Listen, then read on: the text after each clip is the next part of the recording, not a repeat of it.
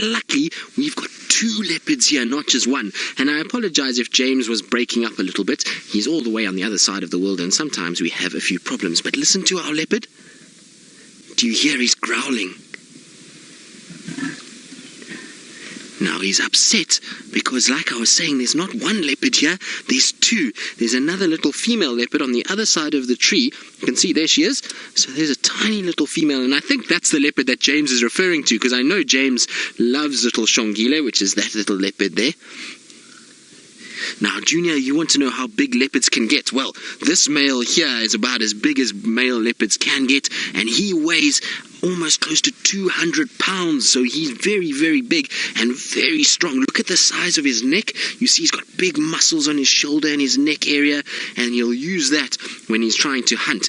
And the reason why he's here with this little female is because the little female made a kill, and she caught herself a antelope, called a Duiker, which is about the size of a baby deer, maybe a little bit smaller, and she put it up in this big tree, which is up there. You can see its legs hanging down there, and so he's now come and stolen it from the little girl. So there's the carcass hanging down, the little legs, and so this male has seen it from far away, and he then came in and stole this from that little female. Now he's upset because the female is close to the tree, so the female is just behind the tree there, and he knows that this is somewhere where the female might go up and try and get to the food, and he doesn't want that little female to eat anymore. He wants all of that meat for himself, so he's being a bit selfish. But that's how it is for a leopard, because leopards don't spend time together. They like to be on their own, so it's not usual to see 2 leopards in the place.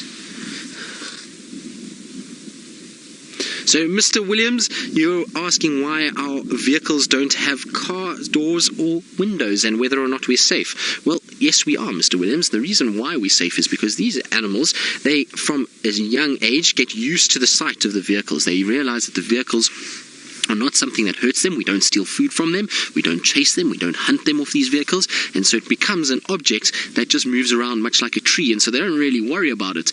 But it has a smell to it. And that means that they won't climb it like a tree or go after anything like that. And as long as we keep our legs and hands inside, we're going to have we won't have too much of an issue. And you can see this male leopard is not worried about us at all. He's more worried about the other female. And if she wasn't here, you'd find he'd probably be fast asleep, because it's still early in the afternoon before he actually decides to do anything.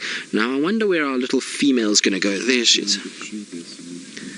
So Jocelyn, you're wondering if leopards bite. Well, yes, leopards can bite. You have to be very careful with leopards. They are one of... Oh, fight, not bite. Sorry about that, Jocelyn.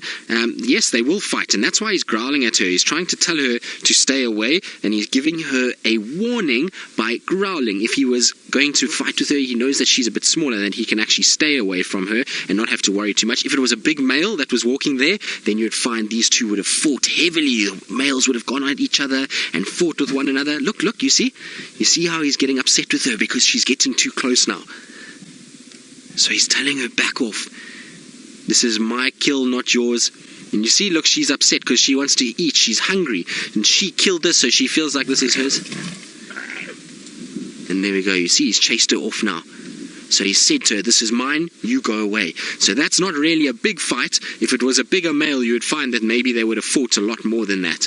But now look, he's looking in the tree. I wonder if he's not going to go up the tree for us, because they do like to lie in trees. I'm going to try and just see. No, he's going to come back this side and lie down. But you see, now he's told that little female, I'm chasing you away, you stay far away, don't be cheeky and come too close. Isn't that amazing? So Zoe, you're wondering if a leopard would eat a giraffe. Well, Zoe, yes they can. Not big, tall, fully grown giraffe like an adult male or an adult female. Those are a little bit too big for a leopard, and those are only killed by lions. But young baby giraffe, yes, you'll find male leopards will go after young baby giraffe from time to time, and they do hunt them every now and then. So it does happen, and you'll find that they will take advantage. And I've actually seen this male that you're seeing here on a giraffe carcass before. I don't think he killed it because he was there and a lot of it had already been eaten, and so I think he just kind of found it, and hyenas were there, and he just tried to then get a meal out of it. But the other male that's territorial or dominant in this area and has his section has definitely killed a giraffe, and I've seen him kill a giraffe, so quite amazing. Now you see this male has got nice yellow teeth and a very broken right canine, and that tells us that he's an older male. He's one of our oldest that we see here. In fact, he is the oldest that we see at the moment, and he's been pushed out by some younger males, and so now he's what's called nomadic. Now nomadic means that he doesn't have a fixed area, so it's not like he has a house. It's like he goes from hotel to hotel as he tries to kind of go and look around for food and females, and so he spends a lot of his time just in between areas and actually is not dominant, and we haven't seen him for many months, and so it's very lucky that he's come out and we were able to then see him again, because he's one of my favorite leopards. Now I'm going to stay here with them as they have a little argument between the two of them. I see the little female starting to come back now. So while they do that, let's go across to Taylor and see what she's got. I think she's got something very tall, but I didn't hear very well.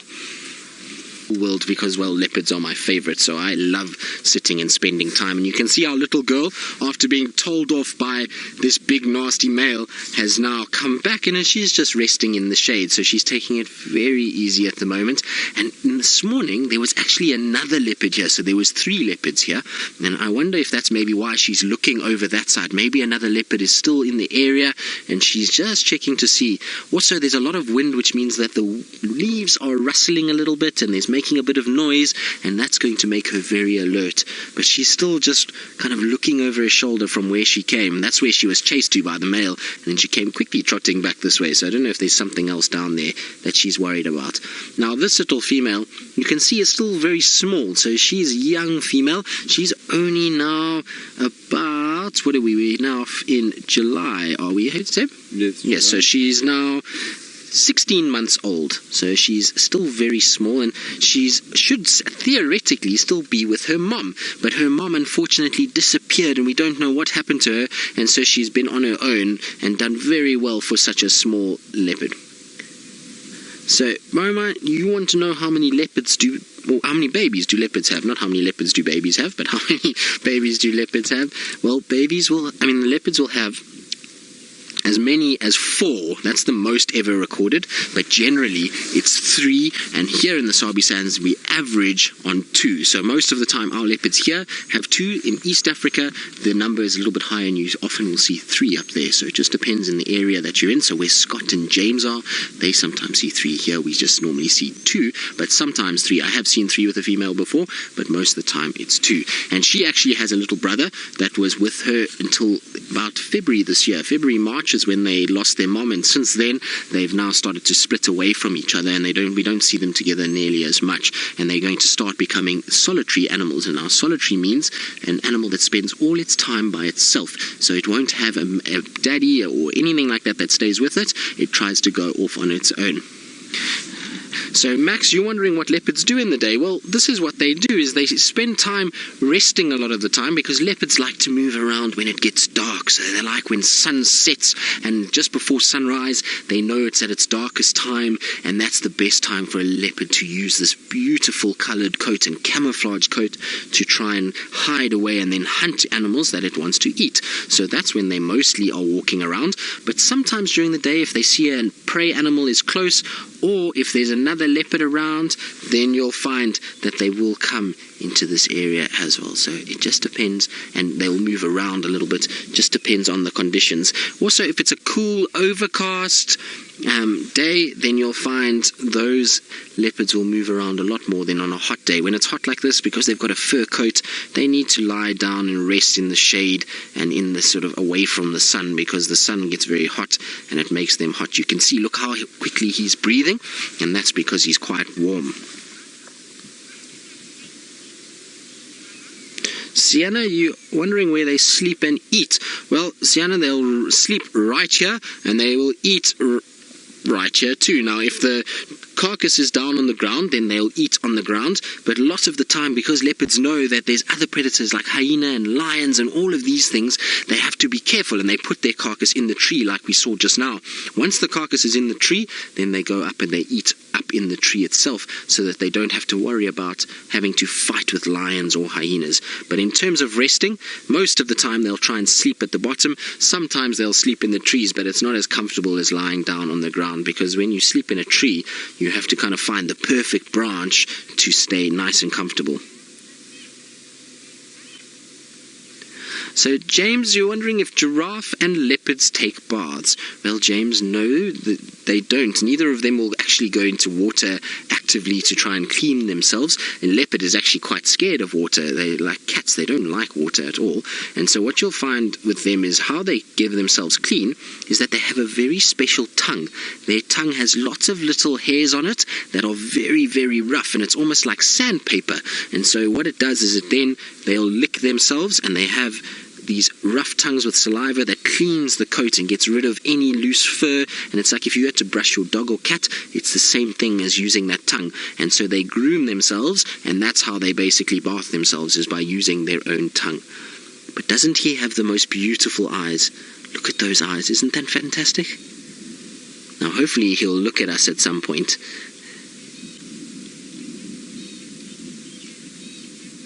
So Destiny, leopards will sometimes eat each other. It's very uncommon, but it does happen. What you will find is the big males, or big boys, like what we see here with this male, he might go after cubs. If he finds a female that has cubs that he hasn't mated with her to make those cubs, then he'll sometimes kill the cubs and eat them, and sometimes they'll even, if they kill another male, they might eat it. But it's very, very uncommon. The reason why is because trying to kill another leopard means that they might get an injury, they might get hurt. You can see, look at the size of his teeth, big teeth, and then also very sharp claws. And so trying to fight with another leopard is not good. And you can actually see that he's broken his tooth there. So that would have been probably on a bone when he's been eating. He might have crunched on a bone and broke his tooth, or maybe in a fight before. Isn't that great? And you can see that long tongue. You see the little hooks on it when it comes out? Oh, he's put it back inside now. And you'll see he sits with his mouth open like that because I was saying earlier he's hot. So what he's doing is he's trying to breathe quickly to try and cool his body down, and it's called panting, and that's why he's doing that. Now, there's another animal out here that has a very interesting way of making itself cool, and it uses its ears, and Scott, all the way in the Masai Mara, has found them. So let's go across to him.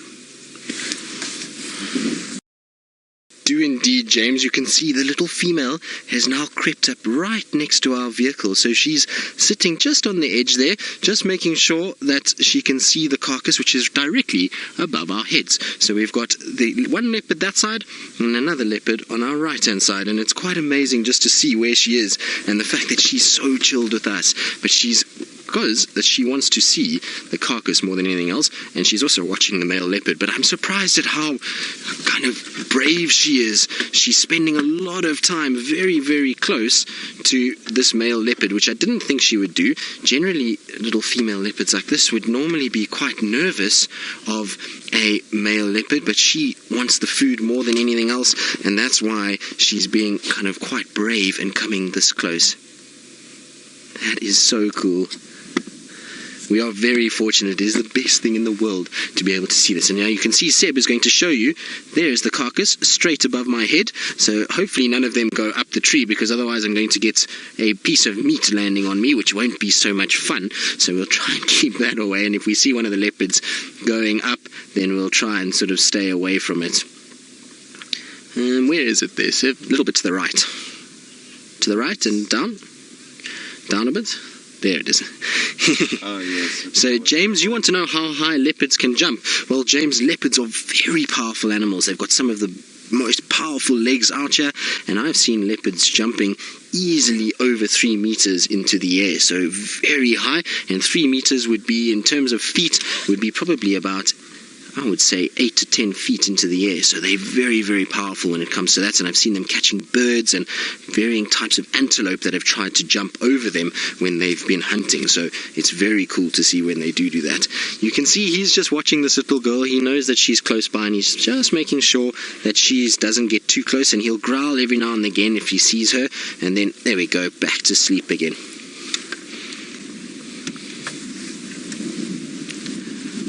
Miss Devereaux, you're wondering why the leopards have such light-coloured eyes. Well, you'll find that actually with these two leopards, the eyes are different. Look at the little female. She's now seen that he's sleeping, and she's trying to come in. So we'll look at her eyes first, because we know the male's got those light, grey, kind of bluish eyes, whereas if you see her eyes are a little bit darker. They're more sort of an orangey colour, and some leopards will even have deep brown eyes, so they all have different coloured eyes. And the colour of their eyes is all genetic, much like us as humans. They have the same sort of situation where they'll have genetic differences between one another, and the eyes are a little bit different.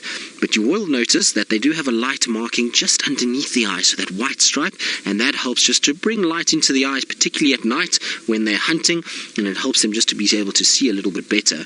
Also, their eyes are made of a little bit different than what ours are. In our eyes, we have two types of cells. We've got rods and cones. Now, rods are the cells that pick up light, so we're able to see and use light to see the color and the contrast, and cones help us to see color, so they're the ones that are helping us to see the greens and the oranges of this leopard. But with a leopard, they don't have many cones. They've really got only rods, and those rods help for them to see at night. So their eyesight at night is about as good as our eyesight during the day. So you know when you walk around in the dark and you can't see anything, the leopards see like it is now in the daylight. It's really quite amazing that they can see that color. But you can see he's growling a little bit because he's seen her now. So, Kalia, leopards have spots for camouflage. Now, camouflage is a word that we use for the way that the leopard will use its environment and use the bush around it to be able to hide away. So that's what camouflage is. And it means that this animal, leopards in particular, like to be in places like this where there's lots of trees. And when you get sun shining through trees, you'll know that there's little bits of shade. So there's dark pieces and light pieces. And that means that the leopard's coat, where you see it's got light markings, and in the dark spots, it blends in, and it makes it very difficult for us to see the leopard in the shadows. And that's why it has those spots, is to camouflage, so that it's able to hunt a lot better and to be able to find all the food that it needs to stay hidden and not be found by those prey animals. Because remember, the things like impalas that they hunt, or the duiker that's up in the tree, have very good eyesight and sense of smell. Now you see she's just going around the front now, and you'll listen to him. He'll start growling if he sees her getting a little bit too close. See, she's calling now. She's trying to tell him, no, I'm not a threat, I just want to come and eat. And she's used to that from her mom and her brother, allowing her to get closer. But this male is not going to have any of it. He's not related to her. He's actually probably not even her father. And so that's why he's not worrying about her at all. I wonder if she's just getting a little hot in the sun, and now she's trying to find herself some shade. Listen to him. He's growling a little bit. He's just telling her, I'm not impressed with you. You stay where you are.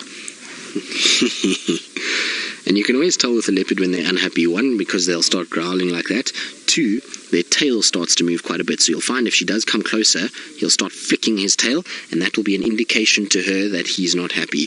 Now he's still quite relaxed about things and not too worried. So, Max, I didn't quite hear that. Alice, if you can repeat it again. You said something about them losing their teeth, but I didn't hear the first part, I'm afraid. How do they attack without losing their teeth? Okay, well, basically what happens is their teeth are very big and very, very strong. I don't know if you've ever tried to pull one of your teeth. They're very solid in your mouth. It's not like you can just pull one of your teeth out, and so it's the same thing with them. They'll attack and they'll bite with those teeth, and sometimes if they bite into bone and they pull too hard, then they can break a tooth, like our male over here who's got a broken tooth on the bottom of his jaw.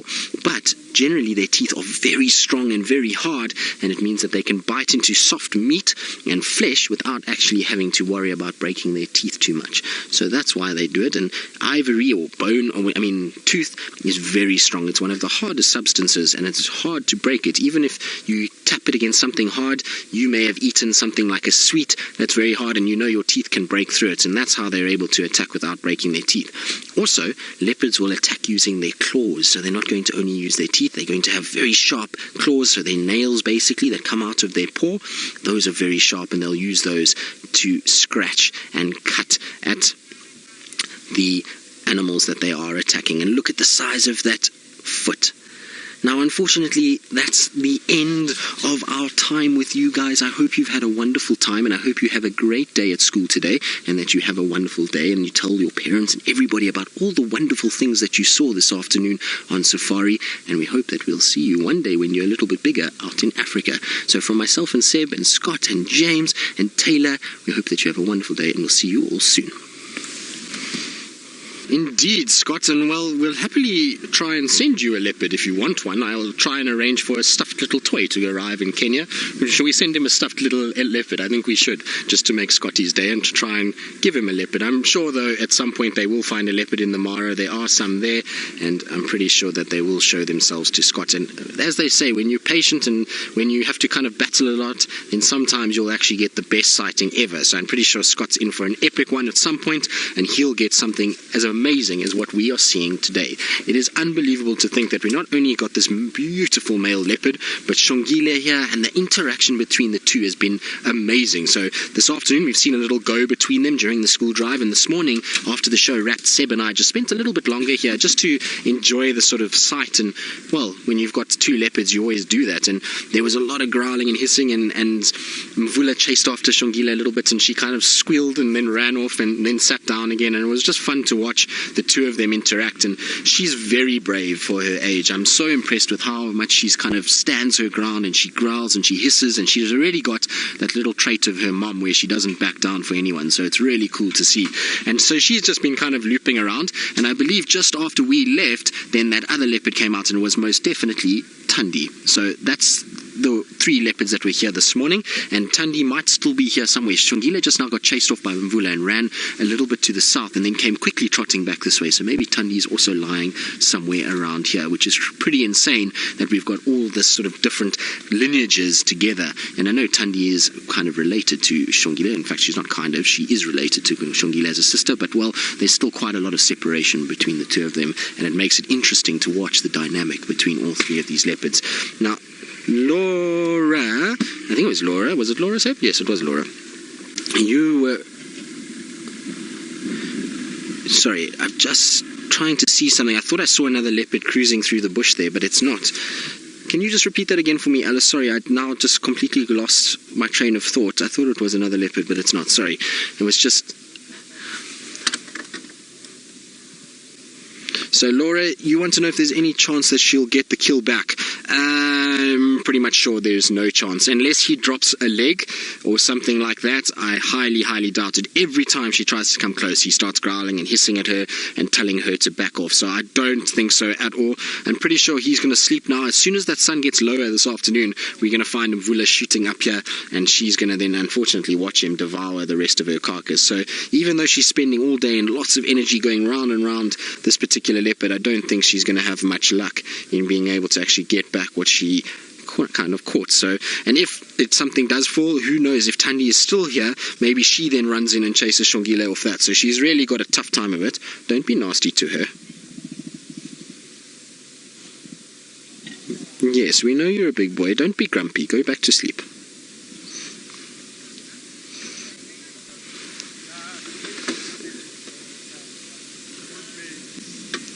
So Monique from London, he is just guarding the kill. That's all it is. He's literally sitting right at the base of the tree. This morning he came down and he walked off a little bit and found some shade and lay down. And Xongile was a little bit cheeky. She quickly kind of sneaked in, and so he came in and chased her off, and then he lay right at the base of the tree. So with two other leopards being here, he can't afford to go far away, because both of them will then try, or either one of them would try and shoot up and try and grab that carcass. So he's got to stay right at the base of the tree, wait it out. When it gets cooler this afternoon, he's going to go up and he'll devour that. There will be nothing left by this evening. He'll be able to eat all of that. It is quite intimidating when he does look at us, but he'll eat all of that, and then from there he'll come down and go and get water. But it's really so good to have him here, and I wonder if he'll still be here in the morning. It would be really great. And look at that. Isn't that amazing?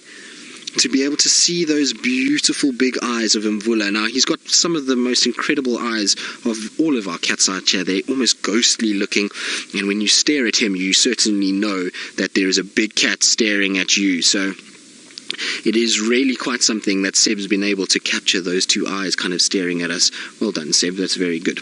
Now, our leopard drama is continuing and seems to be unfolding as the afternoon's going on, and so we're going to stay here pretty much all of the afternoon and try and make sure we see what goes on, because I think we're in for another spotted surprise later, and I don't think it's going to be of the leopard kind. I'm pretty sure the hyenas are going to come. So while we sit and wait out and see what arrives and how this all plays out this evening, let's go back to James all the way in the Mara with his fancy hat. Well, thank you very much, James, and I'm going to return my fondest regards back to you. I hope James is well and doing a good job out there as always, and I'm glad that he's out of the studio, that's for sure. I'm glad he's getting some bush time. I know James loves being out here, and I'm sure he's missing the walks on Djuma more than anything, because James used to love walking around here, and I'll tell you what, we actually are missing him a lot here too, because he is always a source of lots of information and lots of hilarious moments too. So it'll be nice to see James again, hopefully at the end of August sometime will be when he hopefully comes back this side. So I'll send my fondest regards to him too. Now Mvula is still grunting and growling and having a go at Xongile. Not really much has changed. Little Xongile has now gone all the way back round to where we were just now, and the reason why we came this way is because Xongile was actually lying right here with us. But the other side of it was that we thought Mvula might get up and come and ascend the tree, and if he does ascend the tree, we're on the perfect side for him to do it, because the light is absolutely perfectly suited for him to ascend the tree from there. We know this morning that he came down that way, and so I'd imagine that's the way he would go up when he does decide to get up there. You can actually see all the claw marks on the tree that Seb was pointing out to me a little bit earlier. There's lots of little places where the bark is missing, so you can see there, look at all the damage to the bark itself, little claw marks in places as they've gone in. You can actually see a perfect claw mark in amongst that reddish bark there as he's ascended and descended down. So he will come up that way again a little bit later, and I'm pretty sure we are going to get some hyenas joining us at some point. I don't think we're going to have a situation where it's going to be too quiet here for too long. Seb, I think I'm going to just move slightly so to see if I can't find little Xongile as well, but what you might have to do is duck, because we're going to have to go back a little bit. I'm going to have to go backwards to go this way. So we've got quite a few branches here that Seb is going to have to try and negotiate. Are you alright there, Seb? Yeah. Now, I do apologize if it looks like we've delved into the middle of a rainforest in the next 2 seconds, because a whole bunch of leaves should drop down over my head, and hopefully I can just sneak past them. Sorry, Seb.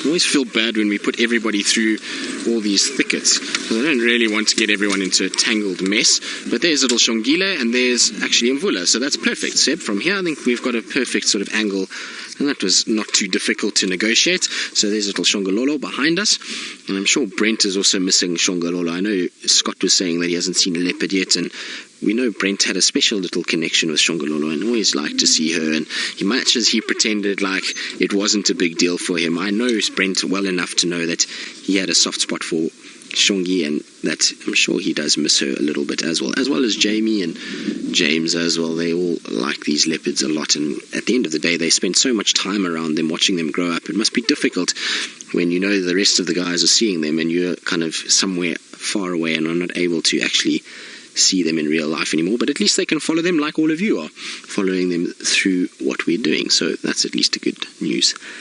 Still no sign of Tundi though. I don't know if she's still here. Maybe she got bored of this whole sort of game and being a little bit more experienced, realized that Mvula was not going to give up any of this, and then moved on. But at least we know now that Xongile can hold her own, because if Tundi was here, well, we know she was here, and little Xongile is still sitting here, it means that she didn't get chased off by Tundi and didn't get sort of maneuvered out of here.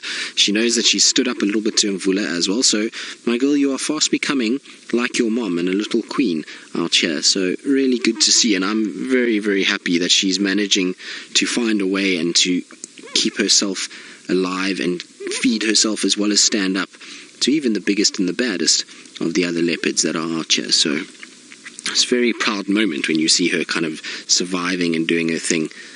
And for everyone that was a little bit unsure as to whether she or not she would be okay if other leopards arrived, well, she's proven today that she is more than capable of standing up for herself. You saw she growled. She also seems to have that knack of knowing when to back down and when to push her luck. So she's tried with Mvula a few times, but she never gets too close that he gets anywhere near her. She always runs before he gets anywhere. So, Laura Moore, you saying she's so patient. I know she is very patient, and the sad thing is that she's not going to get anything for her patience, I don't think.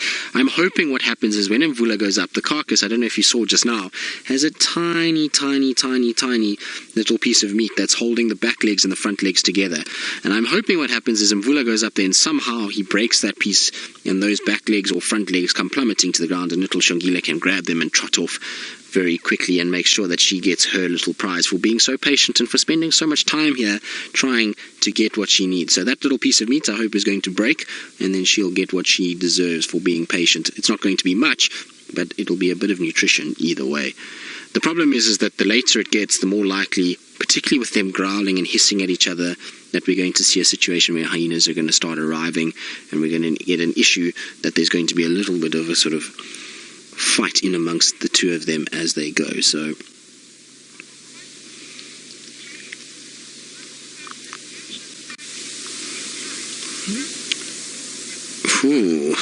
James, you want to know what the most unusual sighting I've had is with unrelated leopards?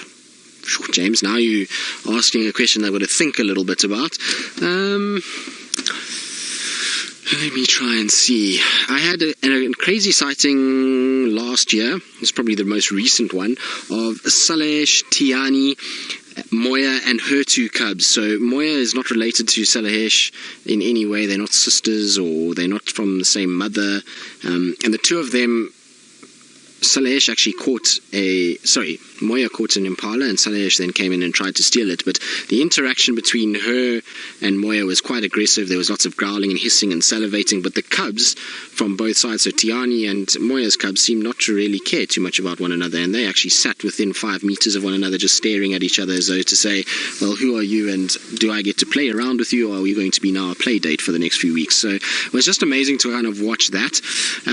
I've also seen, I'm just trying to think, male leopards wise, Mvula actually has given me quite a few really strange ones with other young male leopards. You would think everything that we've read about is that a male leopard would be very aggressive towards other male leopards, and well, Mvula, I've seen him with multiple different individuals. I've even seen him and Lamula feed off the same carcass, not at the same time, but they were both lying there, and one would go up the tree and feed, and then that one would get tired and come down, and the other one would go up. So those two had, and they were both big adults at that stage, and there was not too much aggression from either, which was really strange. And then with younger males like Shavambalana, Quarantine, I've heard he's been around him before, Wabayeza, which was his son, they spent a lot of time together. So a lot of those kind of situations. It's generally the male leopards with younger male leopards that sort of baffle me a little bit.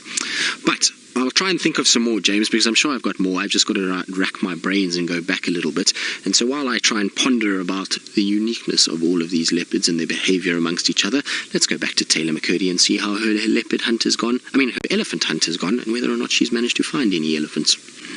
That's because Scotty's got the lions that side, and well, I've just got an update about the Inkahumas being up in Buffelshoek as well as the Torchwood Pride. So both prides of lions up that side, which means that this side is no lions, but at least we've got all the leopards that we could ask for. We've got little Xongile and Mvula still hanging around, and Mvula is still sitting. He's looking a lot more up into the tree, and I think he's getting a bit more restless now.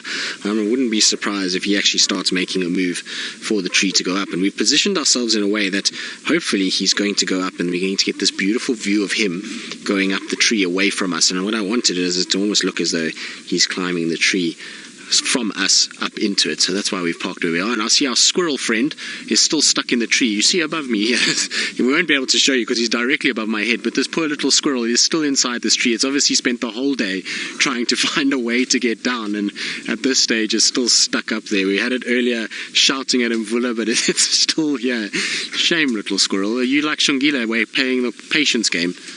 Oh, it's not ideal.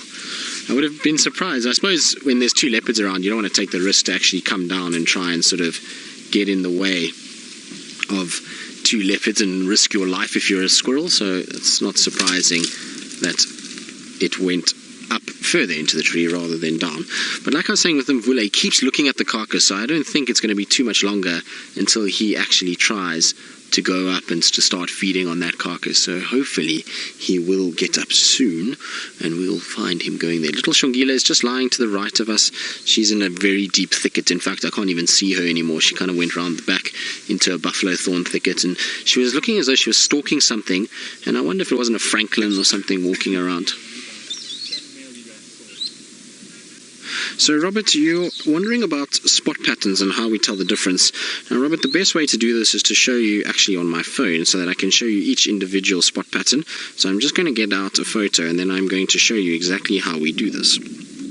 But effectively we use the spot patterns around the sort of whisker areas. So Seb, if you come here quickly, and I've used this before, but I'll use Kachava again because it's easier to sort of show you. But if you have a look here, with a leopard, if you have a facial area, let's go down, you'll see that there's spots just above the whisker line. So there are these little spots just there, 1, 2, and 3, and so those are the spots that we'll use to identify leopards. You can see this female has got 3 on the right side of her face and 3 on the left side of her face, and those will be spots that we ideally use. If a leopard's got quite close in that sort of spot pattern, then we'll use around the tops of the eyes. So any of these spots that kind of go over the top of the eyes, between the eyes, anywhere there, those are all areas that you can utilize quite a bit. So if we have a look at this is 3-3. Now I'm going to try find a photo quickly for you. I think I've got one here of Anderson or Tingana that I can show you a little bit closer up in a similar sort of way. Here we go, here's Anderson. So if you look at Anderson, he's also got 3, but they're slightly different arrangement of spots. So you can see there, that one, the third one is very faint, which is just at the tip of my finger, and then you've got the 2 more prominent ones coming that way, and they range slightly different. And then on the right side here, we've got those 3 going that way as well. So those are the kind of spot patterns we would use. Also, you would use ears, you would use other spots, eye color. Those all help you with being able to identify the different cats that we see out here. Of course, with Anderson, he's just as big as they get, and that's why tough to be able to mistake him from any of the others. But that's how we kind of work out spot patterns and how we utilize all of them. Now, little Xongile is still sitting, and I was hoping she was going to come out of the bush, because if she had come out, that would have prompted Mvula to wake up. I don't know why I'm so tongue-tied this afternoon. I keep using the wrong words.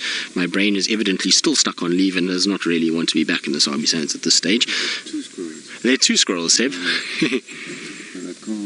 Seb's going to try and see if he can find the squirrels, because he says there's 2 of them.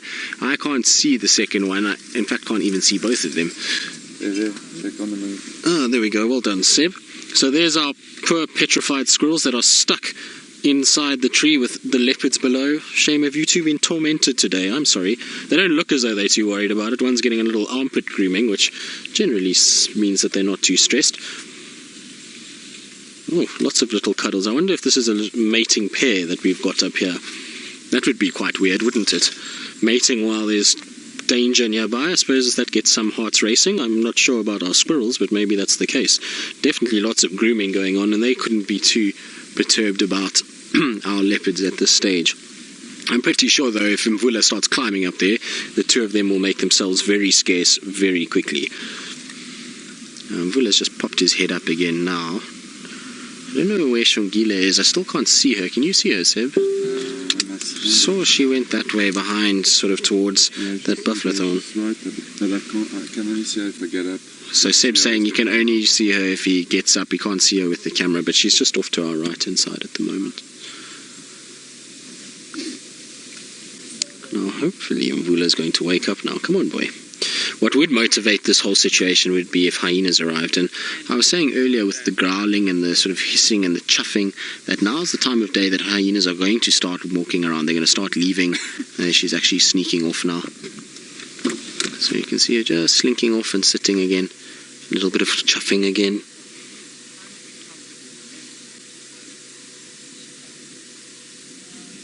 I wonder if she's losing patience a little bit now. Nope, back down. And still glaring up, hoping for the best. I'm sorry, my girl, that you haven't had to finish your meal. And it's just her luck, really. I mean, it's this area, we haven't seen a Mvula in this area for months. I actually can't remember the last time there was a sighting of Mvula where we are now. And so I haven't even tracked him in this area, and it would be, really, it's a travesty that she's managed to catch something and now he's arrived the point that she's done, and it's probably because of his proximity to where he was. Now look, she's coming in, and you can hear him growling. So let's just see what plays out here again. I wonder if she's going to be brave enough to come closer. Shame, my girl. Are you hungry? So she's just behind us, so I apologize if there's a sort of aerial in the way every now and then. Listen to him.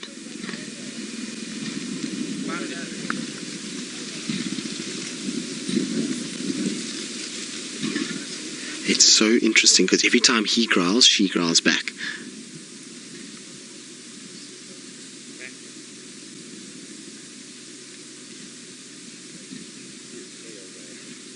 Are you upset, my girl? Of course, he doesn't really care too much, but she's definitely not enjoying the fact that he's lying right there. And isn't that a fantastic picture when he looks up like that? It's just something about a leopard looking up. I don't know why. Seb was also saying the same thing, and particularly in still photography, when you get those leopards looking up into the sky, it's just, you get that whole eye area, and it's just something quite incredible about it. In fact, one of my favorite photos of a leopard is Mvula, and it was one where he was looking up like that, and you can actually see the curvature of his eye in the photo, and it's just quite amazing to be able to watch them kind of that closely and to see that detail in the eye.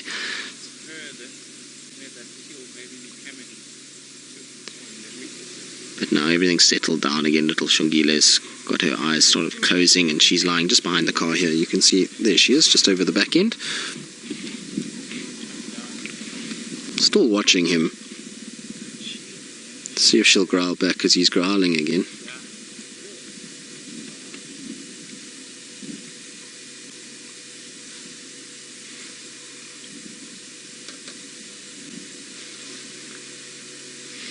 No, she's quiet now.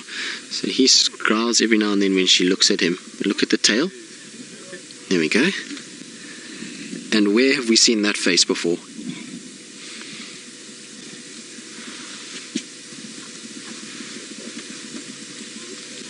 So we've seen that face before on her mother. I mean, she makes those same sort of growling sounds and shows her teeth and sort of gives herself that confidence to chase away the male.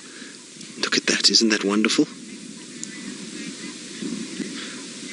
So Deborah, you're wondering if it's a life-threatening scenario playing out for Xongile. Well, no, not really. Mvula's just warning her not to come near the carcass because he wants the meat. He's not actually interested in her, and there we go. Let's see if he'll come up now. He might come up into the tree itself. Now, I might take an illegal photo if he does, just because of our proximity to where we are. But he's not going to be threatening her. You can see when he gets up to move, so she moves as well. So she's going to basically give way to him and not worry about him too much at all.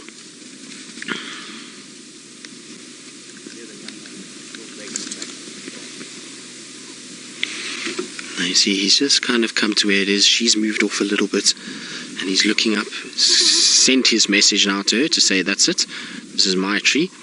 And I wonder, is he going to go up for us, Seb? If he does, it's... Look, he's scraping over the stomach content. Are you going to rest right here next to us, big boy? I think he might go up. You see, he's looking.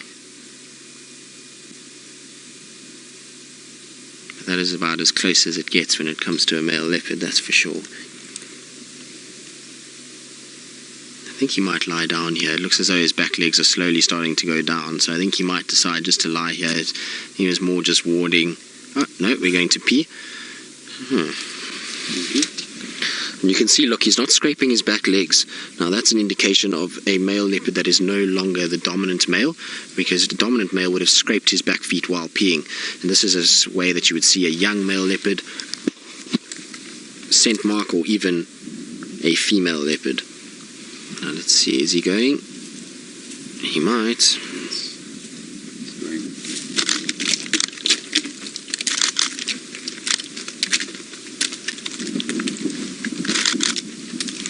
How cool is that? That is so cool.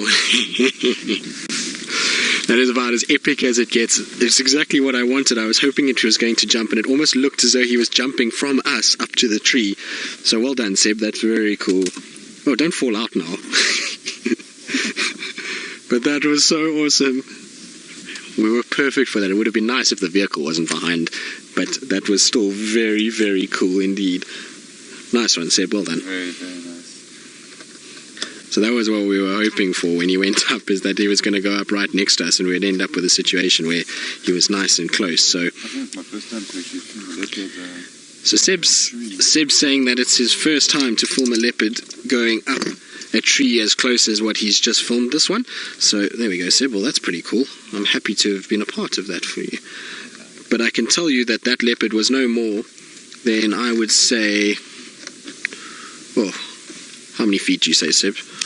Close would be my... I don't know, how many meters? Like 5? 5 meters, not even. And he was right here, and look at him trying to balance up there in the tree. It's absolutely amazing to watch him as he tries to move around and tries to kind of figure out what he's actually doing. And I think the tree itself, the reason why he's battling so much...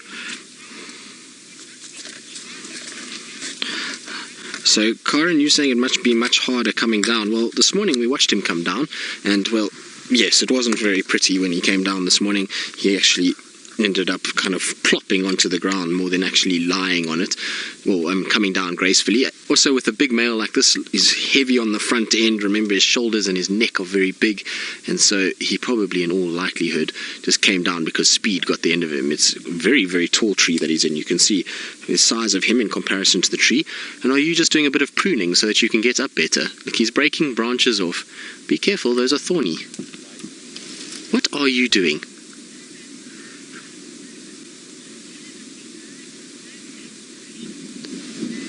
So, Laura Moore, you're saying that Xongile must be rolling her eyes. Shame. I'm sure. She's actually gone off to the back there. She's behind that other vehicle, and she doesn't seem too worried about things. Old Mvula, in the meantime, is just having a good old prune of the tree. He keeps breaking branches, and I wonder if it's because it's quite difficult to get where he wants to go and lie. He wants to lie probably on this tree that his bum is on at the moment. It kind of bends out and flattens, and that was the branch that he was on this morning. So maybe he's just getting rid of some of those spiky branches so that he can get past. But you can see he's actually got his back legs resting on that branch. So even though it looks like he's standing, he's actually sitting. Cat, you wonder if leopards ever get tired of climbing trees? Well, if they've got any genetics like James Henry, then no, because we know James Henry loves to get up into a tree, as does our boy Mvula. So I think they know that it's just a point of safety and food can hang there, and so it's probably a saving grace. But I suppose some days you just probably don't feel like it, and they see a hyena coming and they have to get up. It must be pretty irritating to do. So I would imagine there is a bit of that, but for the most part, I'm sure leopards are very thankful that they can climb trees unlike the rest of them.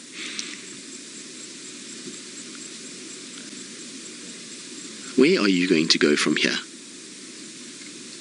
What is quite nice is you can actually see a nice size difference between the front and back paw when he sits like this. So if you have a look at his front paw that's on the branch there, it's very, very large and broad and wide, whereas the back paw, you see, a little bit narrower. And we always talk about the male leopard versus female leopard tracks. The female leopard has a very similar back pad to what a male leopard does. It's a lot more elongated, whereas the front pad on that male, you can see, is quite rounded. Here's the back side of his paw there. And so you can see the size difference between the two, and that's why we also know back and front. But from female and male, a little bit more rounder on the males and a little bit more bulky than what the females have. But very big difference between front and back. Was that a lot of effort getting up there, boy? I suppose when you get a little bit older, climbing trees becomes a lot harder, so that must have been... He didn't exactly shoot up that tree, did he? It was quite a slow climb, which is very cool for us, but... Wow, that was special. Having a leopard display that kind of power right next to us is something unbelievable. Just to hear the claws getting into the branch and then him pulling himself up. So, Lisa, you're asking if I've ever seen a leopard fall. Yes, I have. I've seen quite a few leopards, actually, mostly when carrying carcasses. So when they take a carcass, if the carcass just falls slightly and the weight shifts a little bit, it ends up then the leopard comes flying out of the tree with the carcass and lands in a heap. There was a video going around the other day of Anderson falling out of a big tree with an impala carcass. I think it was Londolozi that posted it. And so... it does happen from time to time. Also, if leopards fight, I've seen leopards falling out of trees fighting with one another. So I've actually seen, funny enough, Tiani and Salahesh, even though they're mom and daughter, having a little go, and Tiani falling. So, Bobby, you're wondering if leopards fall, do they land on their feet like a house cat? Well, yes, they do. Sometimes they land, though, in a bit of a funny way, that their tail gets caught in underneath their feet and they can break their tail. And there's a few leopards that I've actually seen with broken tails, and it's generally because of that. But they do land on their feet and then they scamper away when they fall out. It's only even if they get sort of thrown out and they're at an awkward angle, they tend to actually land on their feet and then able to move from there. So just like a house cat in the same regard. Back to pruning. That can't be comfortable in Mvula. Those are spiky, spiky thorns. Well, I suppose... Are you happy with yourself? No, it's nothing like pruning the garden when you're in your home. It's strange thinking he's got a meat carcass right there, but he's messing around with a thorn tree instead. You silly boy. I think he's just trying to actually catch his breath from going up this tree. You can see he's panting quite heavily, which is an indication of him being a little bit tired and a bit warm. And he didn't have the biggest belly I've ever seen, but it definitely is quite full. So going up the tree has probably been a bit of hard work, and now he's just panting away, catching his breath before he starts to shift and move. Be careful, that branch is not very big. What are you doing? Oh, look at that light on him as well. Isn't that fantastic? Oh, that is good. Oh, through the thorns we go to his resting place that he likes. There we go. I wouldn't be surprised if he turns around, much like what we saw this morning, and then plonks himself down in the same fashion as he was this morning. Now, the interesting thing is he is literally right above us. In fact, if he had to fall, hopefully he doesn't, but he would pretty much fall on our heads. So I'm not going to move just yet. I'll wait for him to settle down, and hopefully he will stop dropping branches, because I don't really feel like a knob thorn to the forehead at this point in time. What are you doing, Mvula? He's actually sniffing, and I wonder if that's not where Xongile was lying at some point with this carcass during the night. See how he's taking big, deep breaths? And I wonder if he's going to phlegm and grimace. No. He's sniffing all the time. This is amazing. Now, hopefully he doesn't pee as well, because we're also going to be in trouble if he decides to pee. Seb, do you have your raincoat with you?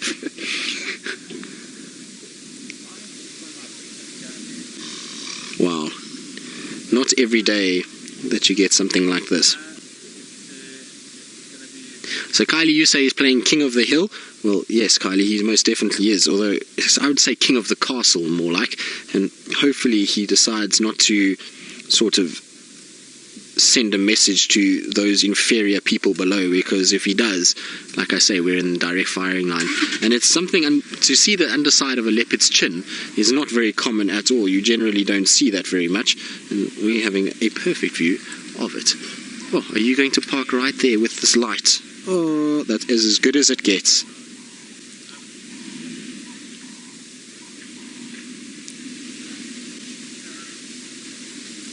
So Eden, 6, and Ellie, who's 4 years old, all the way from Canada. Hello, I hope you're having a nice day, or night. It would be night by the time you're watching this.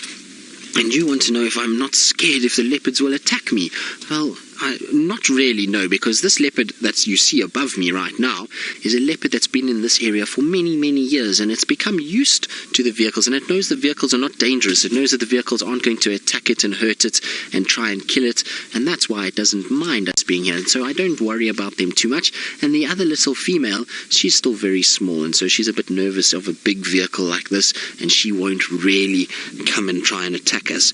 You've got to be a little nervous of leopards that don't know vehicles, because they will be a little bit more sort of wary of us, and they might try and attack, so we'll have to be nervous of them. But these two leopards, no, I'm quite comfortable with them, and I'm pretty happy that they're this close, because it's just the most amazing sighting, and it's making me very happy to be near them. Look at how gold his coat is in this afternoon light. Isn't this cool?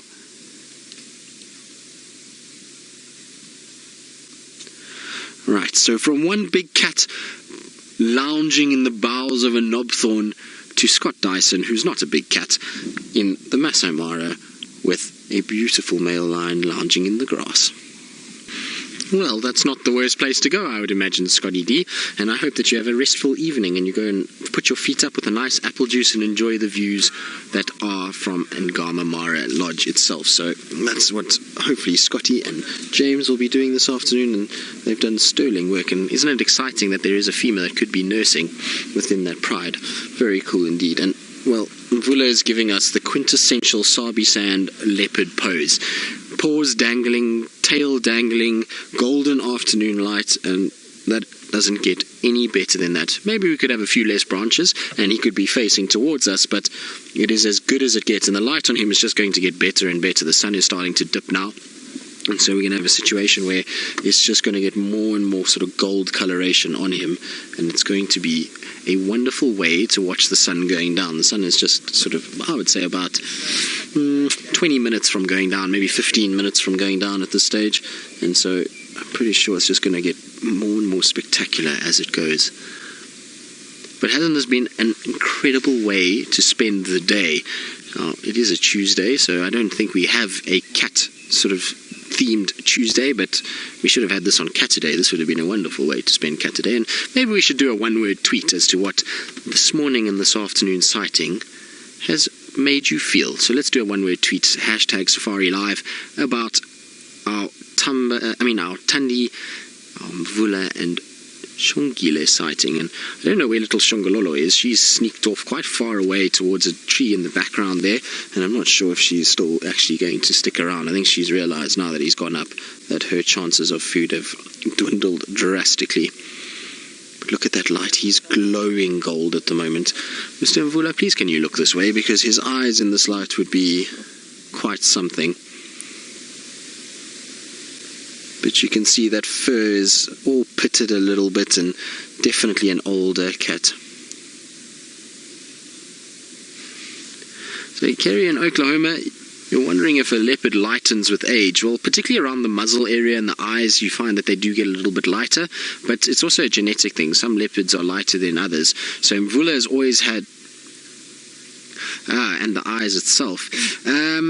Eyes a little bit. You'll find that when they're cubs, they tend to be a lot brighter coloration, same as I suppose the coat, and then with age they do start to lighten up. But once they reach sort of adult, then the eyes stay pretty much the same color throughout their life. Very seldom you'll see too much of a change. So Mvula's eyes were a bit brighter in terms of the blue tone to it when he was a younger male. When I first saw him in 2011, his eyes were a little bit more on the blue side than what they are now, but very, very sort of minor difference.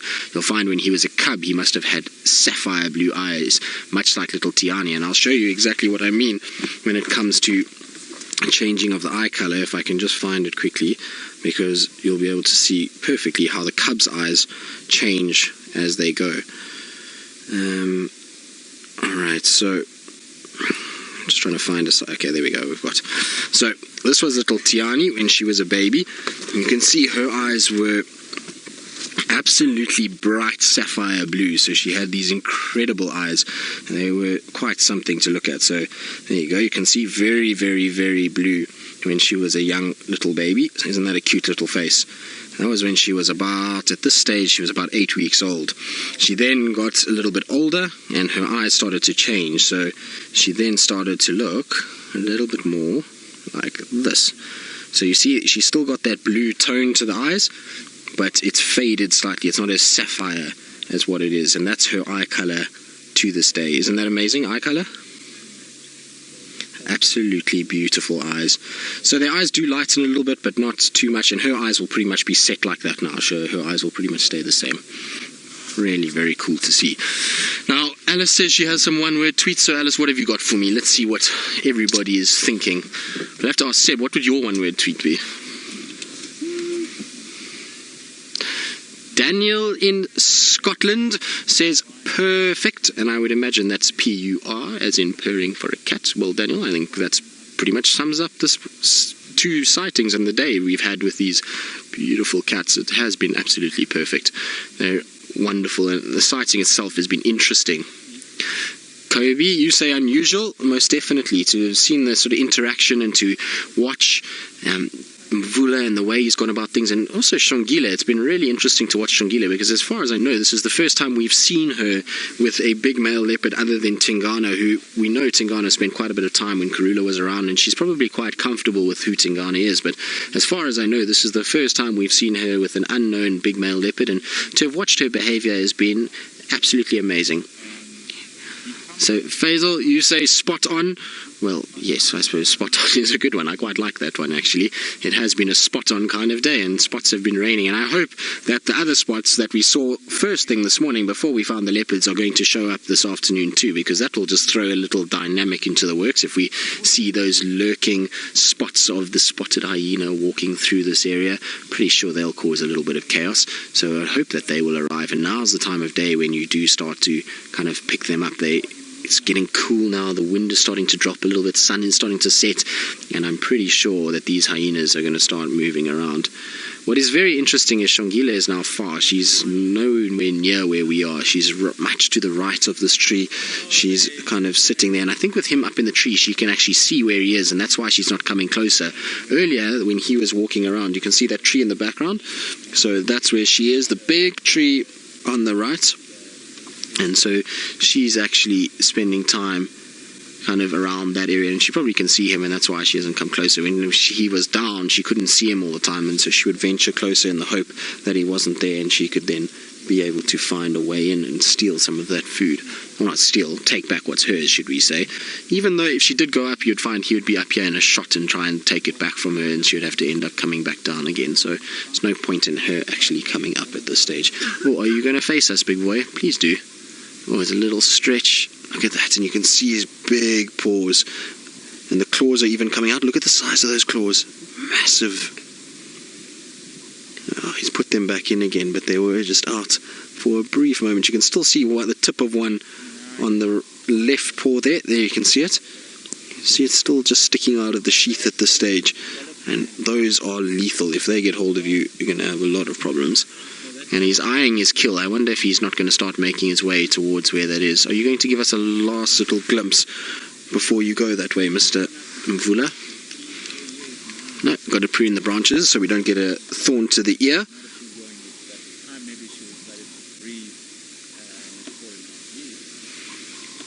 Isn't this amazing? I've actually never seen a leopard do this with a thorn tree, where he's bitten and sort of pruned it around, and I wonder if it's because where he's sitting, he doesn't want to be hit in the eyes or the face, and so he's just breaking them off, and it'll allow an easier way for him to move around on that branch. Yep, he's going towards the carcass now, I think. You've got to negotiate that, my boy. That's not going to be easy. Now, up or over is the question.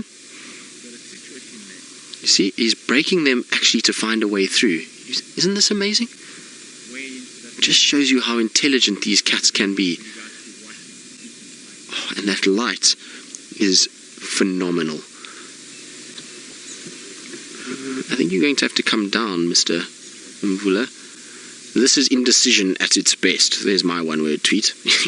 Indecision from both Xongile and now Mvula. Don't fall. No, we found our way. Seb, I'm going to reverse a little bit just so we can get some of the branches out the way. Now, Wendy. Behave yourself. Can I go straight back there, Seb? Yeah. Good on the left. Okay, that should be a little bit better, Seb. Yes, thank you. There we go.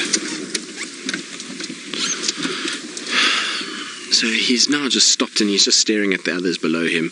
Maybe he's seen something else that he just wants to check out before he approaches the carcass, but he's definitely going to start feeding now. There we go. Now, if he pulled it a little bit to the left, would be nice, away from that branch.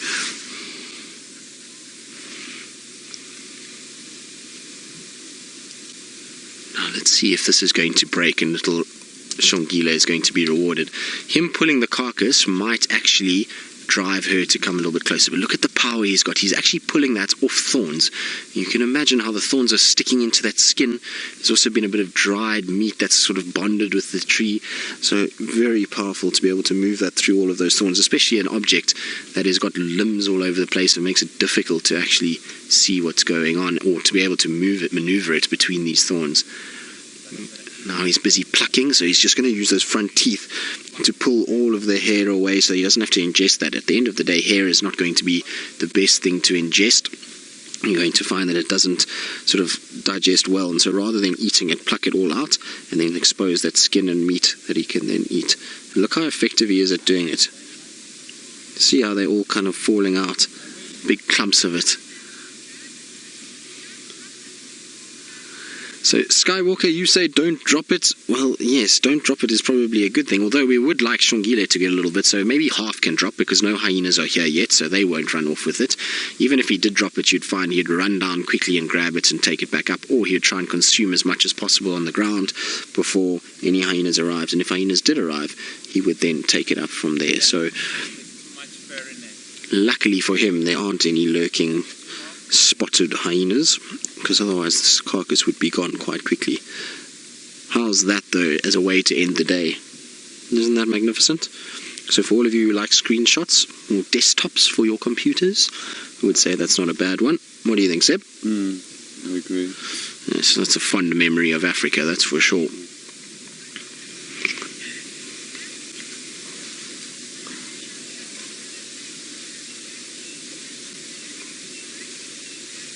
So Leslie, you're saying it's unusual that Mvula's being fairly friendly and tolerant is probably a better word of Xongile, and in this sort of, given the situation. Leslie, not really. I've seen Mvula do it quite often. It's unusual in that big male leopards generally assert their dominance, but when it's a female leopard, I've seen male leopards do this often, where they steal a kill and they'll sit and they'll just growl at the female, but they're not really interested in attacking her in any way or chasing her off. As long as she doesn't come near the food, he's quite happy just to sit there and watch that female move around. So I've seen it with Anderson, Tingana, Mvula, Jordan when he was still alive, Mafufinyan, they've done it, Shavonakele in the south. They all seem to be the same in this regard, that they will allow females close by as long as they don't go to the food itself.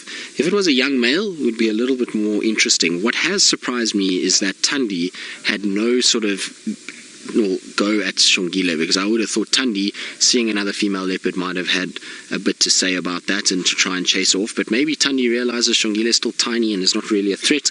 At the end of the day, Xongile is not territorial, she's not marking, she's not calling, and so Thandi maybe knows that she's more dominant anyway, and that's why she's not too stressed about it.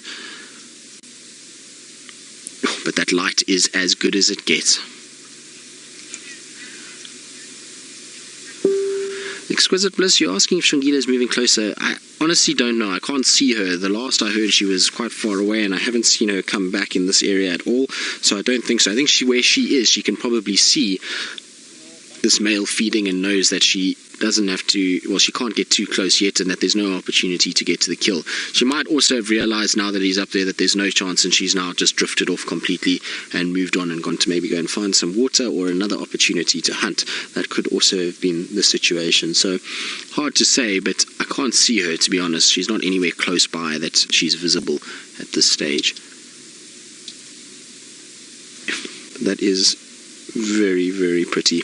And the sun is about to go down, so we're about to lose that beautiful light that we're seeing on him now.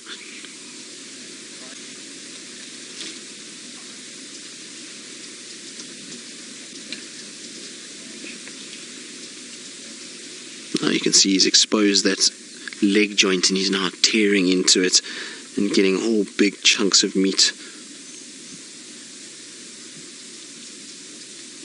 And that's what he was looking for. And listen to how rough his tongue is when he licks.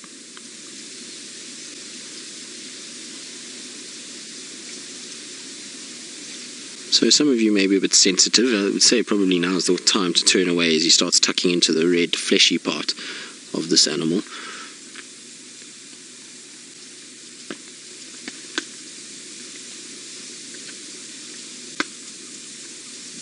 You can even hear some of the bones that he's breaking. I was saying this morning that this Duiker is still small enough, even for Mvula in his older age, to be able to go through the leg bones and the ribs and even most of the spine. So he'll pretty much consume everything there. You might find, the horns will drop down and a bit of the skull, but he'll even be able to break the skull open and access those nutrient-rich brains that the Duiker has. And so it's all valuable nutrients. As much as it sounds disgusting and is not very pleasant, he definitely will try and access that and get as much out of it as possible.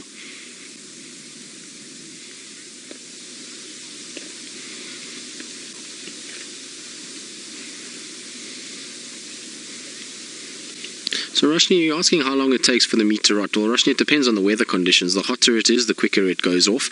But generally, it will already start to be quite rotten. It wouldn't be fit for human consumption already by this afternoon, being exposed into the sun like that.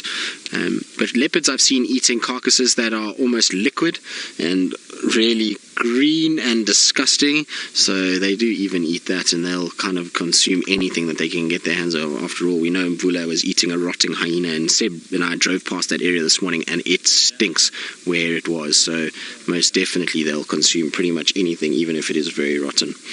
Now we're going to enjoy the last rays of light on Mvula as it starts to fade away. You can actually see the colours already sort of lightening and getting duller. And while we do that, I believe Scott has got a massive, massive individual animal to show all of you. Imagine that you'd be more sick of my voice since we've heard it quite a bit today. And so don't worry, Taylor, I'm sure you'll find something now and we'll give the rest of the show to you to carry on talking. And if Mvula comes down, well then it's all going to be for you to carry on and you can finish out the day. And maybe tomorrow we'll have lots of sightings that will mean that you talk a lot. I think that's what be fair enough, eh, Seb? Yes. Exactly. I think we all get hit with these days at some point where we end up with a sighting and we talk for quite a long time, and so it's nothing personal, I don't think. But isn't he beautiful? Now you'll see I've got the light on him at the moment just because the other guys are also here and they're using their lights, and it's all just to kind of help them out for a little bit. But we will change over to IR fairly shortly. But watch how he crunches through this bone. There we go. Isn't that amazing? Look at the amount of strength in that jaw. It's an incredible amount of power that these leopards possess to be able to crunch through leg bones and femurs and tibias and all kinds of other bones that these animals have.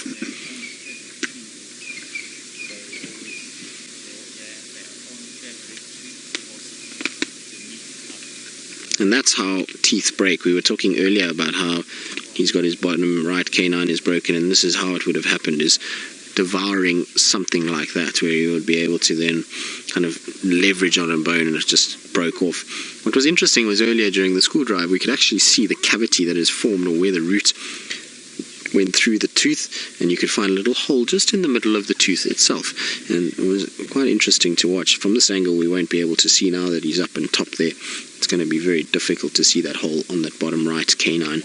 But his teeth actually look quite good. They're yellow, but they are not blunt as I would expect them to be. Not nearly as blunt as some lions and leopards that I've seen. I remember Safari, in her last few weeks, her teeth were really like pebbles. And the same with Gogi, which was an old lioness from the Styx Pride.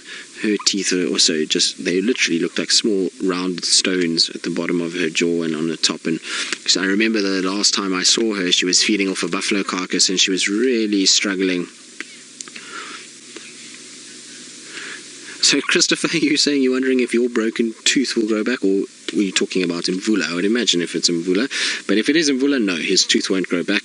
It's like us, when our adult teeth break, we don't get a tooth growing back at all. So with him, you'll find that now that that tooth is broken, that's the end of that. In fact, I wouldn't be surprised infection starts to set in that hole that you saw there, and the tooth actually disintegrates more and more and eventually becomes nothing there. But I was saying that with Gogi, last time I saw her, she was on a buffalo kill, and her teeth were so worn that she was struggling to even chew the buffalo. She was literally licking the meat off of the bones and the skin, and she couldn't get any chunks of meat off. She was almost sucking the skin, trying to sort of break it apart. It was quite sort of heartbreaking to watch.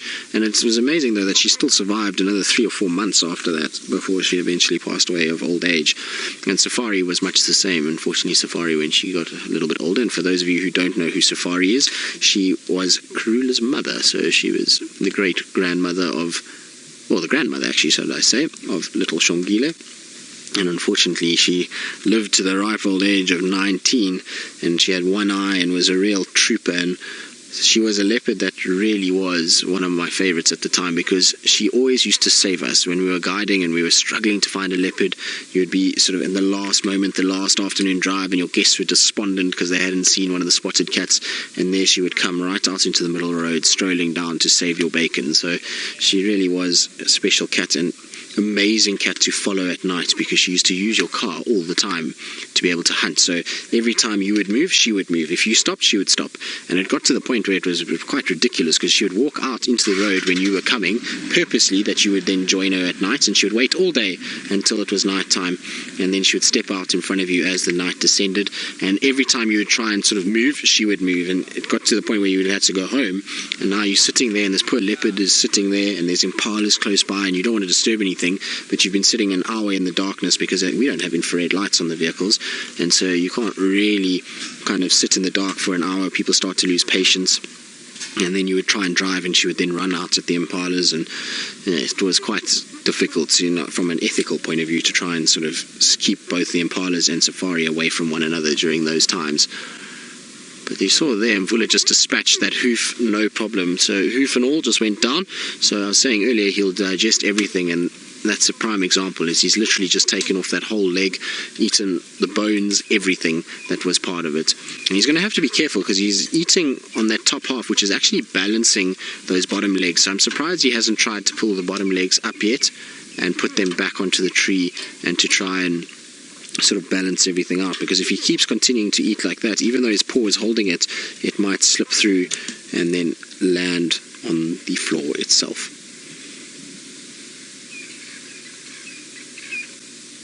But still quite a bit of meat there.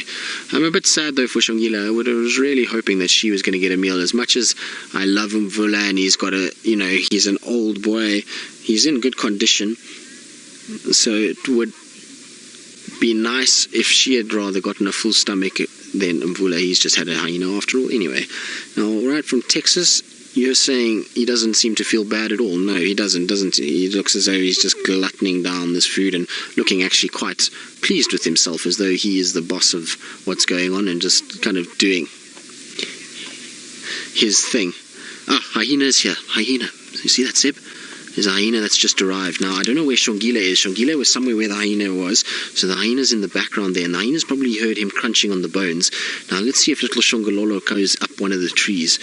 Hopefully that hyena doesn't chase her. But you can just see in the background. And I really was waiting for them to arrive. I thought they would be soon. We're not far from that den as the crow flies. And if you don't know what as the crow fly means, it basically is a straight line from the den to us. And so I was waiting for that to happen. And well, there we go. Our hyena has arrived. Now, I'm not sure who it is from this distance, and there's too many bushes in the way to make an ID. So as it comes a bit closer, hopefully we'll be able to then see who this hyena is. Let's see. It looks like it's going to come towards us. Ah, is this... looks like January. Is it January? Looks like him. Or her, should I say. Or I'm actually not sure what January is, to be honest, but it looks like it could be. Just needed to turn to the right. I don't know its left side very well. But I'm sure many of the hyena fans that are watching might be able to tell us who that is. You can see it sniffing at the base of the tree, and Mvula is not worried at all. What he has done at the sight of the hyena is pulled up those back legs. So he's now pulled the back legs up to make sure that they don't fall down. And so those are all nicely tucked. And where did our hyena go?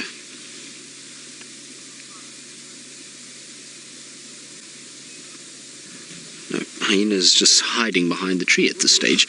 I'm sure it will come out eventually. I think it's going up towards that car. There we go. So, Crystal, you say January? Well, there we go. I also think it's January. I'm not 100% sure, but yes, it is definitely January, now that I can see that right shoulder with that semicircle and the little cut under the eye that we saw this morning. So January was at the den this morning, and there we go, has found himself, or herself. I'm not sure. Crystal, is it a male or a female? I'm not sure about whether January is male or female, so I can't see very much of it at this stage. As you can see, there's a few trees in the way, so maybe, Crystal, if you can let me know if it's male or female. It's definitely quite a young hyena. You can see how bright the patterns are, and they're dark blotches which will fade. And look how it's sniffing around, trying to find any sort of sign inside there of bits that have fallen down. And now I'm afraid Xongile's got no chance. So no matter what happens with Mvula, if he doesn't finish it and he drops it, the hyenas will take it. So Xongile unfortunately has lost this one, and I would imagine maybe she's moved off now at the sight of the hyenas, probably decided that's it. I'm not going to stick around because I haven't seen her coming in or skulking about. Anyway, there we go. So January is a female. Thank you for that, Crystal. Thank you very much. So at least I know now going forward. She is quite big already for her age, so I thought it might be a girl, but I wasn't 100% sure. And I've spent so little time around January, I just know from photos who it is, because that right shoulder's got that very prominent half circle on it. And so that's the only reason I know it's January, but I honestly didn't know that she was male or female, so thank you very much. It makes sense though, just given her size and her general body shape.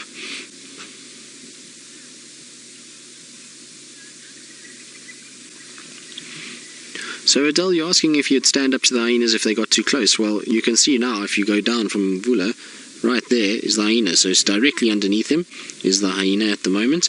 And so he's not in any way fussed whatsoever. If he was on the ground, most definitely he would be hissing, he would be growling, and he would even maybe mock charge at this hyena to try and threaten it and display this sort of dominance over the hyena and try and keep it away. If the carcass was in the tree, you'd find the hyena would be a lot more brazen, and it would be interesting because it's an older leopard, so I don't think he'd be too scared of a female hyena of this size.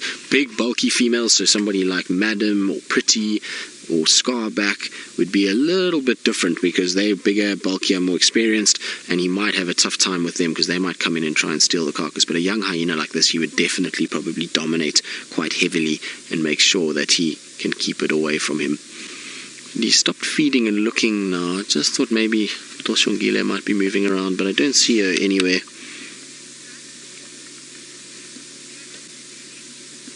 Right, well, we've got Mvula in a tree and January below it, but Taylor McCurdy has managed to find something else in a tree, and I'm very surprised by this given the time of the year.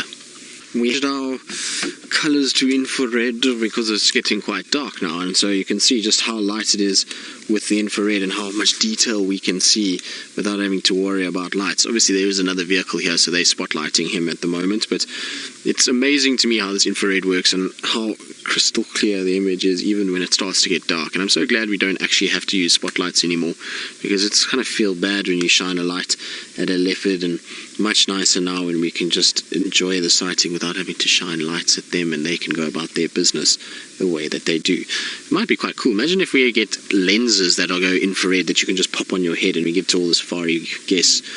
It's these kind of infrared masks, and that's how it allows them to see like we're seeing now. Would be very cool. But isn't that amazing? That's cool. I like that picture. It's sort of very monotone, but it's a nice contrast between this. Winter in Africa. Yeah, Winter in Africa. There we go. Well done, Seb. I like that. Nice title for your screenshot there. But you can see he's making short work of this. This is not going to be gone. I mean, not going to last more than probably another hour. He'll finish all of that. His belly will still distend quite a lot more than what it already is. So he's definitely going to go through all of that, and there will be unfortunately nothing left for little Xongilolo. I'm sorry, Xongile. You're not going to get any of this, my girl.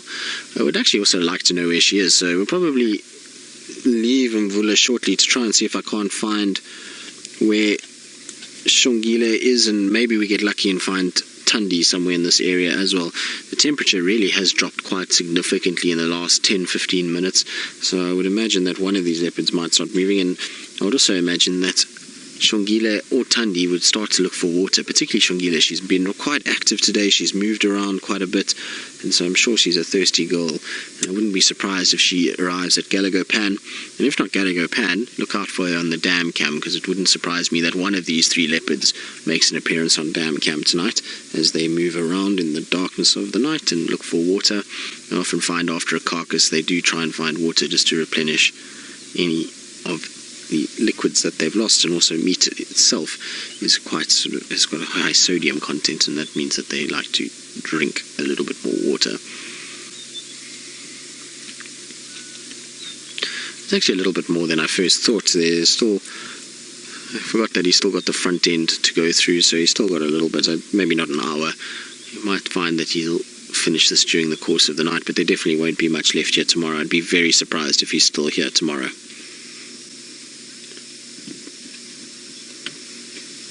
Jacqueline, you're saying you're loving the crisp black and white shots. I do love them too. It is incredible to see just how well it comes out under this infrared, and technology constantly amazes me. It's what goes along with the thermal cameras that the guys have been using in the Mara. That just astounds me, and the clearness of those is very cool. So it is nice to have these crisp black and white shots. It definitely beats a wobbly spotlight and grainy bad lighting, and opens up a whole new world for us, and particularly the nocturnal stuff. We can really start to then get involved with the nocturnal parts of this environment and watch without influencing any of the behavior, which is probably the best part about it all.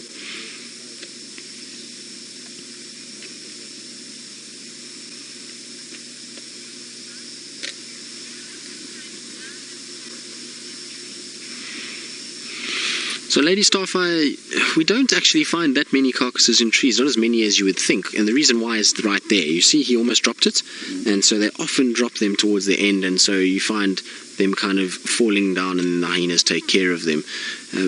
But you will find every now and then a carcass in a tree, and generally it's from a leopard that may have eaten and has unfortunately had its fill and left it, and the meat has gone off a little bit, or it's a leopard that's very skittish and a vehicle has come along and that leopard's abandoned it. I know Taylor said to me the other day that she had an impala carcass with tracks of a leopard, but she actually didn't find anything, and so that could also be possible. Oh, that almost went over.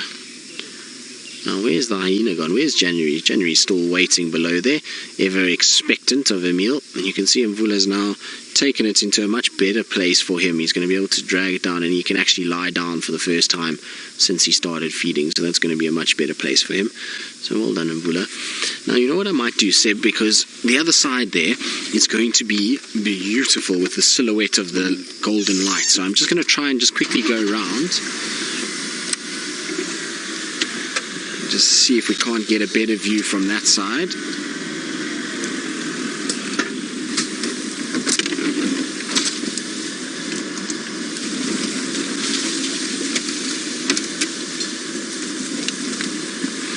Now, of course, Wendy's being Wendy and now does not want to turn her lights on. So that's going to be interesting a little bit later when we have to drive home, because it seems like we've got no headlights at this stage.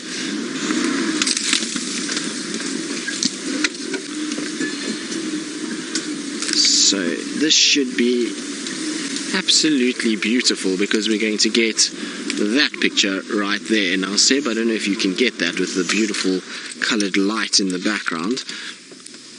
How's that for amazing? That's about as good as it gets.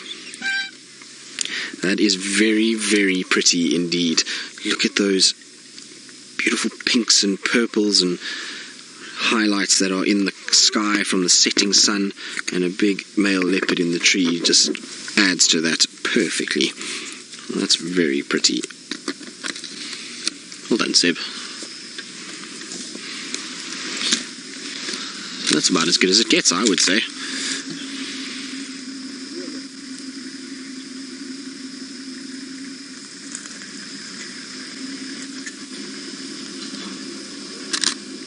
Now there's another vehicle that is arriving, so we'll wait for them to kind of position themselves and finish off. But like I say, you can see it's almost as though he's napping now. I wonder if he's had his full to eat. The stomach is starting to bulge a little bit. But wow, the colours in the sky are incredible as well. We probably missed the best colouring. It's not quite as good as I thought it was going to be. I was hoping for it to get a bit brighter than what it is now, but it's still very, very pretty.